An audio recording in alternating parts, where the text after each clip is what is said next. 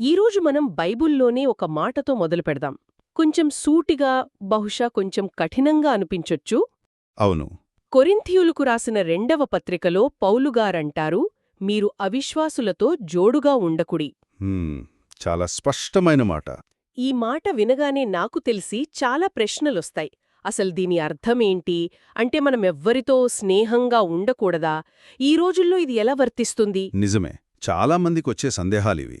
అందుకే ఈరోజు మన దగ్గర ఉన్న సోర్సెస్ అంటే బైబిల్ మూల గ్రంథం, ఆ కాలం నాటి చారిత్రక వివరాలు, వీటన్నిటితో ఈ హెచ్చరిక వెనుక ఉన్న అసలు ఉద్దేశమేంటో లోతుగా చూద్దాం.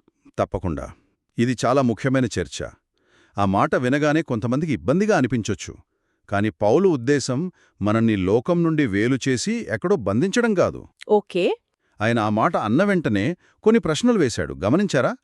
నీతికి దుర్నీతితో ఏమి సాంగత్యము అని. అవును. వెలుగునకు చీకటితో ఏమి పొత్తు అని కూడా. సరిగ్గా. అంటే రెండు పూర్తి వ్యతిరేకమైనవి కలిసి ప్రయాణం చెయ్యలేవు అని చెప్పడం ఆయన ఉద్దేశం. ఈ జోడుగా ఉండడం అనేది ఒక వ్యవసాయ పదం. వ్యవసాయ పదమా? ఆసక్తికరంగా ఉంది. అవును. ఒక కాడికి రెండు వేరువేరు జంతువులను కడితే, ఉదాహరణకు ఒక ఎద్దు, ఒక గాడిద, అవి రెండూ ఒకే దిశలో ఒకే వేగంతో పొలాన్ని దున్నలేవు. నిజమే. ఒకటి వేగంగా వెళుతుంది, మరొకటి నెమ్మదిగా. అంతే. వాటి స్వభావాలు వేరు, నడక వేరు. చివరికేమవుతుంది? ఆ కాడి విరిగిపోతుంది, పని అస్సలు జరగదు. వావ్! ఆ రూపకం చాలా స్పష్టంగా ఉంది. అంటే జీవితమనే పొలంలో మనతో పాటు ఒకే దిశలో, ఒకే విలువలతో నడిచేవాళ్లతోనే మన ముఖ్యమైన బంధాలు ఏర్పరచుకోవాలి అని. సరిగ్గా అదే. కానీ ఇక్కడే నాకో ప్రశ్న. బైబిల్ మనల్ని లోకానికి ఉప్పు, వెలుగు అని కూడా చెప్తుంది కదా? అవును. మరి మనం పూర్తిగా వేరుగా ఉంటే ఇక వెలుగ్గా ఎలా ప్రకాశిస్తాం? ఎవరికి ఉప్పుగా ఉంటాం? వాళ్లమీద మంచి ప్రభావం చూపించాలంటే వాళ్లతో కలవాలి కదా? అద్భుతమైన ప్రశ్న. చాలామందికొచ్చే సందేహం ఇదే. పౌలిక్కడ మాట్లాడుతున్నది రోజువారీ పరిచయాల గురించి కాదు. అవిశ్వాసులతో మాట్లాడొద్దు, వాళ్లకు దూరంగా పారిపోండి అని కాదు. అంటే ఆయన ఫోకస్ చేస్తున్నది బంధం, భాగస్వామ్యం గురించి. అంటే వివాహం, ముఖ్యమైన వ్యాపార భాగస్వామ్యాలు, మీ జీవిత గమనాన్ని నిర్దేశించే అత్యంత సన్నిహిత స్నేహాలు. ఓకే, అర్థమైంది. జీవితాన్ని మార్చేసే బంధాలు. అవును. ఈ బంధాలలో మీ పునాది, మీ నమ్మకాలు, మీ అంతిమ లక్ష్యం ఇవన్నీ ఒకేలా లేకపోతే ఆ ప్రయాణం చాలా కష్టం. ఇకపోతే వెలుగు చీకటిలో ఉన్నప్పుడే కదా దాని విలువ తెలిసేది. నిజమే. మనం లోకంలోనే జీవించాలి, కాని లోకపు విలువలతో మనల్ని మనం కలుపుకోకూడదు. పౌలు ఉపయోగించిన మరో పదం బెలియాల్, అంటే విలువలేనిది లేదా దుష్టత్వం. క్రీస్తు జీవానికి ప్రతినిధి అయితే బెలియాల్ నాశనానికి ప్రతినిధి. ఈ రెండిటికీ పొత్తు ఎలా కుదురుతుంది అని పౌలు అడుగుతున్నాడు. అంటే ఎవరితో కాఫీ తాగుతున్నామన్నది కాదు, ఎవరితో జీవితాన్ని పంచుకుంటున్నామన్నదెక్కడ ముఖ్యం. దీనికి అత్యంత స్పష్టమైన ఉదాహరణ వివాహం. ఖచ్చితంగా. ప్రేమిస్తున్నాం, పెళ్లి తర్వాత మార్చుకుందాంలే అనుకోవడం మనం చాలా తరచుగా వింటూ ఉంటాం. ఇది ఎంతవరకు నిజమవుతుంది? చెప్పాలంటే అది ఒక ఆశ, కానీ చాలాసార్లు అది ఒక భ్రమగానే మిగిలిపోతుంది.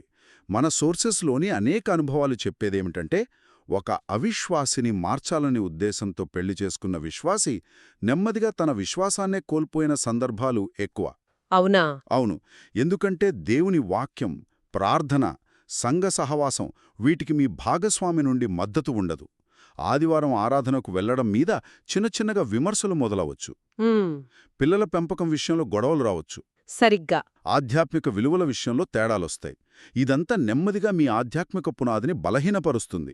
ప్రేమలోనో మరో కారణంతోనో రాజీపడి తీసుకున్న ఈ నిర్ణయం ఒక వ్యక్తిని కాదు, ఒక తరాన్ని దేవునికి దూరం చేసే ప్రమాదముంది. అదే. ఈ నెమ్మదిగా జరిగే పతనం అనే ఆలోచన మనల్ని పాత నిబంధనలోని లోతు కథ వైపు తీసుకెళ్తుంది.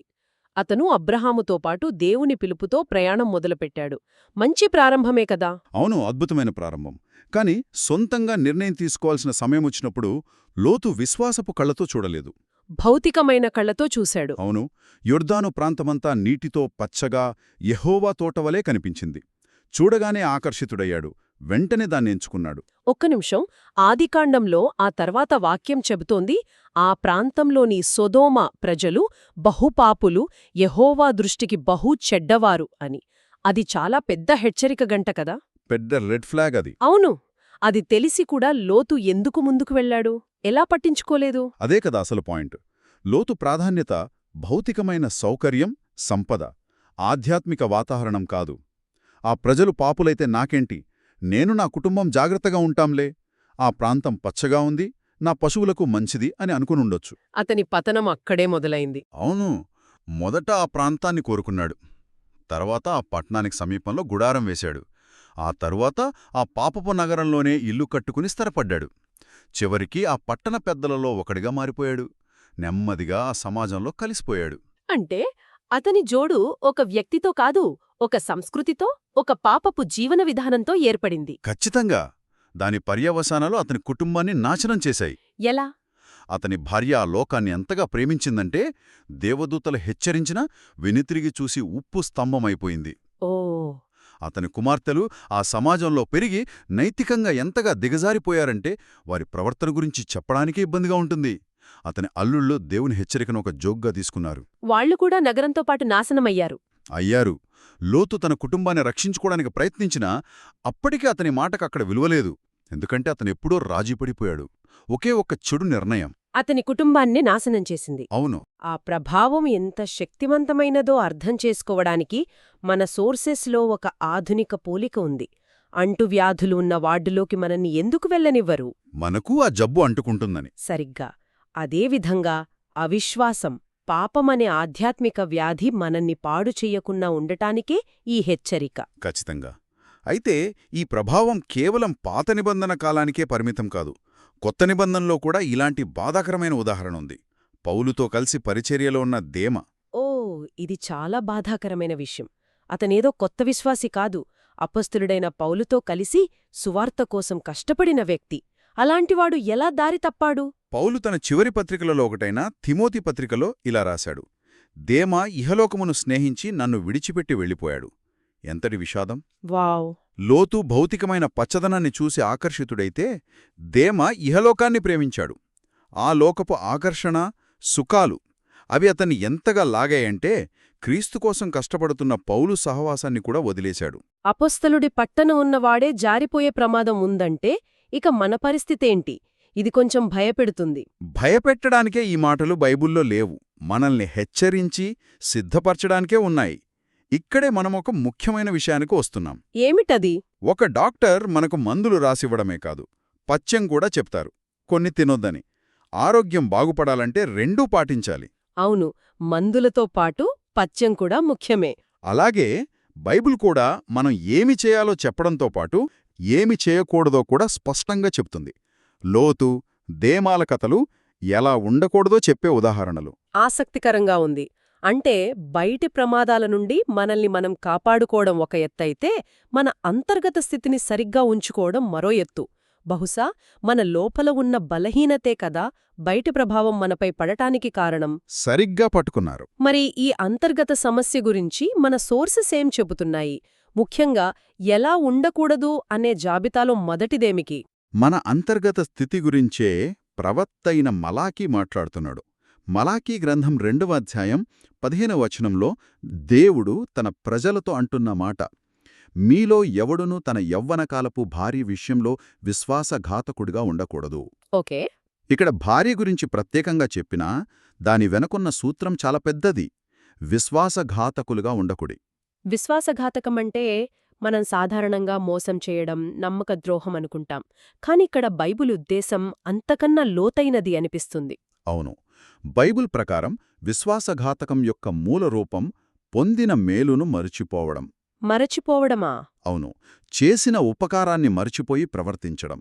దీనికి ఖచ్చితమైన వ్యతిరేక పదం కృతజ్ఞత. ఎక్కడైతే కృతజ్ఞత ఉండదో అక్కడ సనుగుడు, అసంతృప్తి, ఫిర్యాదులు మొదలవుతాయి. దేవుడు నాకేం చేశాడు అనే ప్రశ్న వస్తుంది.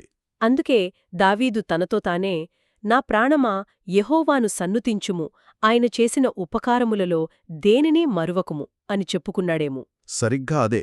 ఆయన చేసిన మేలులను మర్చిపోకుండా మనకు మనమే గుర్తు చేసుకోవాలి. ఈ మరచిపోవడం అనే ఆలోచన, ఇది పెద్ద పాపంలా కనిపించకపోవచ్చు, కాని దాని పర్యావసనాలు చాలా తీవ్రంగా ఉంటాయి. ఇశ్రాయేలీయుల కథే దీనికి పెద్ద ఉదాహరణ. అవును, దేవుడు వారిని ఐగుప్తు బానిసత్వం నుండి విడిపించాడు, ఎర్ర సముద్రాన్ని పాయలు చేశాడు, ఆకాశం నుండి మన్నాను కురిపించాడు. ఇన్ని చేసినా వాళ్ల ఫిర్యాదులు చూడండి. సరిగ్గా అదే పాయింట్. వాళ్ళేమన్నారంటే, మేం ఐగుప్తులో ఉచితంగా తిన్న చేపలు, కీరకాయలు, పుచ్చకాయలు, ఉల్లిపాయలు మాకు గుర్తుకొస్తున్నాయి అని ఏడ్చారు. నమ్మశక్యంగా లేదు. ఒకసారి ఆలోచించండి. వాళ్ళు ఐగుప్తులో ఉచితంగా తిన్నది ఆ కూరగాయలు కాదు, కొరడా దెబ్బలు. వాళ్ళు అక్కడ బానిసలు. వాళ్ల స్వేచ్ఛను, గౌరవాన్ని ఫరో దోచుకున్నాడు. పుట్టిన మగపిల్లలను చంపేస్తున్న భయంకరమైన పరిస్థితులు. అలాంటి చోటు నుండి దేవుడు వారిని విడిపిస్తే వాళ్ళు ఆ బానిసత్వాన్ని, ఆ బాధను పూర్తిగా మర్చిపోయి ఉల్లిపాయల కోసం ఏడుస్తున్నారు. ఇదే విశ్వాసఘాతకం. ఉన్న స్వేచ్ఛను మర్చిపోయారు, లేని ఉల్లిపాయల గురించి సణుగుతున్నారు. ఇది మన జీవితాలకు కూడా బాగా అన్వయించుకోవచ్చు. మనకు లేని వాటి గురించే మనం ఎక్కువగా ఆలోచిస్తాం. మన సోర్సెస్లోని ఒక మాట నన్ను చాలా కదిలించింది. కాళ్లకు బ్రాండెడ్ షూ లేదని ఏడ్చాను, కానీ కాళ్లు లేని వ్యక్తిని చూసేంతవరకే. ఎంత నిజం! మనకున్న వాటి విలువ మనకు తెలియదు. మనకున్న ఆరోగ్యం, కుటుంబం, ఉద్యోగం. నిజం. మనకున్న భర్తను బట్టి, భార్యను బట్టి, పిల్లలను బట్టి ఎప్పుడైనా ప్రభువుకు మనస్ఫూర్తిగా స్తోత్రం చెప్పామా? ఒంటరిగా జీవిస్తున్నవారి వేదన, తల్లిదండ్రులు లేని పిల్లల బాధ మనకు తెలుసా? ఆలోచించం కూడా. దేవుడు మనకిచ్చిన ప్రతి సంబంధం ఒక బహుమానం. ప్రతిరోజు మనం తింటున్న తిండి, కట్టుకుంటున్న బట్టలు, ఉంటున్న ఇల్లు ఇవన్నీ ఆయన దయవల్లే. అన్నిటికన్నా ముఖ్యంగా మన పాపాలను క్షమించి మనకిచ్చిన రక్షణ భాగ్యం. సత్యవాక్యాన్ని బోధిస్తున్న సంఘం, దైవజనులు, వీటిని మనం ఎంత తేలిగ్గా తీసుకుంటాం. అప్పుడు అసంతృప్తి మొదలవుతుంది. అవును. దేవుడిచ్చిన వాటితో సంతోషంగా ఉండలేరు. అప్పుడు లోకం వైపు చూడటం మొదలు పెడతారు. వారిలాగా నాకు ఆ కారు లేదు, వీరిలాగా నాకు ఆ ఇల్లు లేదు అని లోకంతో పోల్చుకోవడం మొదలవుతుంది. ఈ అసంతృప్తే దేమాను ఇహలోకమును స్నేహించేలా చేసింది. ఈ అసంతృప్తే లోతును పాపపు సొదొమ వైపు ఆకర్షితుణ్ణి చేసింది. వావ్! ఆ కనెక్షన్ అద్భుతంగా ఉంది. కృతజ్ఞత లేని హృదయం లోకపు ఆకర్షణలకు చాలా తేలికగా లొంగిపోతుంది. అవును. అవిశ్వాసులతో ప్రమాదకరమైన బంధాల ఏర్పరచుకోవడానికి ఇది పునాది వేస్తుంది. అంటే మనల్ని బయటి ప్రమాదాల నుండి కాపాడే కవచం మన లోపల ఉన్న కృతజ్ఞతే. మనం దేవుడు చేసిన మేలులను గుర్తుంచుకుంటూ ఆయనకు కృతజ్ఞతలు చెల్లిస్తూ ఉన్నంతకాలం లోకపు ఆకర్షణలు మనల్ని అంతగా ప్రభావితం చెయ్యలేవు. ఖచ్చితంగా. కృతజ్ఞత మన దృష్టిని సరిచేస్తుంది. మనకు లేని వాటిమీద నుండి మనకు ఉన్న వాటిమీదకు మన దృష్టిని మళ్లిస్తుంది. అప్పుడు మన జీవితంలో దేవుని మంచితనాన్ని, ఆయన నమ్మకత్వాన్ని చూడగలుగుతాం. ఆ అనుభవంలో ఉన్న వ్యక్తి దేవునికి వ్యతిరేకమైన బంధాలలోకి వెళ్లడానికి ఇష్టపడడు. కాబట్టి ఈరోజు మన చర్చ యొక్క సారాంశమేమిటంటే, దేవుని బిడ్డలుగా మనం ఎవరితో మన జీవితాలను ముడిపెట్టుకుంటున్నామో జాగ్రత్తగా ఉండాలి.